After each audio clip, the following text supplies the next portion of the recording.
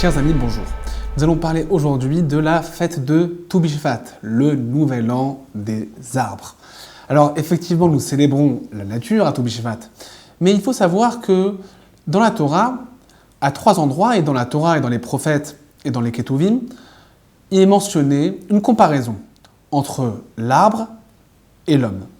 Tout d'abord, c'est bien connu, il est écrit dans la Torah « Ki ha'adam etz hasadeh » car l'homme est un arbre des champs.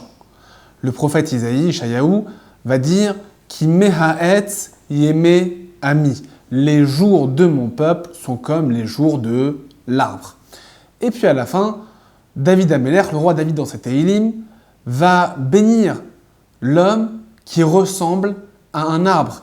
Ve'aya ke'etz shatul al palge maim. Il sera comme un arbre implanté dans les eaux, Asher pirio yiten beito, qui donnera son fruit en son temps, ve'a leu lo yibol, et ses feuilles ne vont pas s'abîmer, ne s'abîmeront pas. Vechol asher yaase yatzliach, et il réussira tout ce qu'il fera.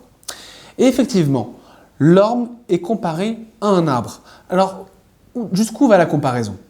Eh bien, l'arbre a cette spécificité de nécessiter une attention particulière pendant tout son épanouissement, pendant tout son développement.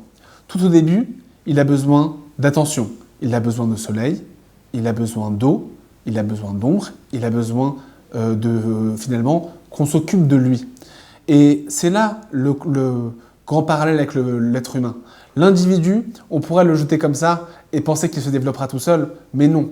L'homme est un arbre des champs. L'homme a besoin d'une attention particulière, d'une attention accrue. Il a besoin, pour se développer au tout début, d'énormément d'attention.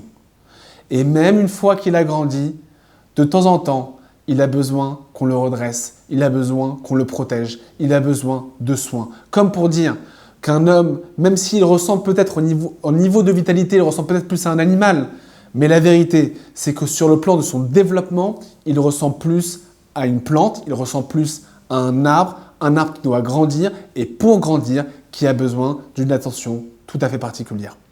De la même manière, un arbre, il existe plusieurs périodes dans la vie d'un arbre. Il y a là le moment où il engrange des forces, le moment où il doit finalement grandir, où il doit engranger des nutriments à l'intérieur de ses branches, et puis il va y avoir la période où il va sortir des fleurs, puis des fruits, et puis la dernière période où les hommes vont pouvoir profiter des fruits de cet arbre. Eh bien, c'est de la même manière avec la constitution d'un individu. Il y a d'abord le tout début où il doit se construire sa personnalité, construire son âme, construire ses émotions, construire son intelligence, construire ses valeurs. Et puis, ça va être les premières années de sa vie, de 0 à 20 ans. Et puis, de 20 à 40 ans, il va y avoir le moment où il va engranger toutes ses forces pour produire, pour apporter au monde, pour montrer au monde ce qu'il est capable de faire, pour prendre toute la sève qui se trouve à l'intérieur de lui, tous les potentiels que Dieu lui a donnés, et montrer les fleurs et les fruits qu'il va pouvoir donner. Et puis enfin, à la fin, il est un arbre qui est rempli de fruits dont les hommes peuvent profiter. Il est capable d'apporter des conseils, il est capable de faire part de son expérience, il est capable d'apporter au monde et de faire profiter au monde de sa présence. Et ce n'est pas pour rien si le prophète Ishayahu va comparer qui mehaetz et meami, les jours de mon peuple sont comme les jours de l'arbre. Parce que le peuple d'Israël, dans son échelle globale, dans son échelle collective, ressemble aussi à l'arbre. Tout d'abord, il doit se constituer, il doit se construire. Il y a les patriarches, il va y avoir les tribus, il va y avoir l'Égypte, et puis il va y avoir l'entrée en Eretz Israël, il va y avoir la constitution de ce peuple juif. Et puis, il va y avoir aussi le moment de la sève, le moment où le peuple d'Israël engendre des forces. On ne le voit pas extérieurement. Lorsqu'un arbre fait monter la sève à l'intérieur de lui, on ne le voit pas.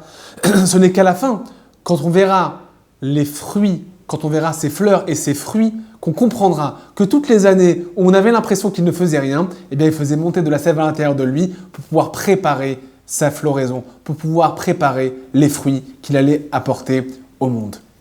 Et c'est peut-être aussi pour ça que le Talmud, dans le traité de Sanhédrin, à la page 98, va dire « El nechaketz megoulemizé » Il n'existait pas de signe plus beau, plus vrai de la fin des temps. « Ve'atem hare Israël alfechem titnu » que de voir les arbres de la terre d'Israël donner ses fruits, parce qu'on arrive à l'aboutissement de l'histoire, et toute cette période d'exil où on avait l'impression de voir un peuple juif stérile, un peuple juif qui n'a perdu sa vitalité, et bien il ressemblait à un arbre qui, extérieurement, on a l'impression qu'il est mort, mais en vérité, la sève ne fait que remonter à l'intérieur de ses branches pour y donner et y apporter les meilleurs des fruits. Chag Sameach.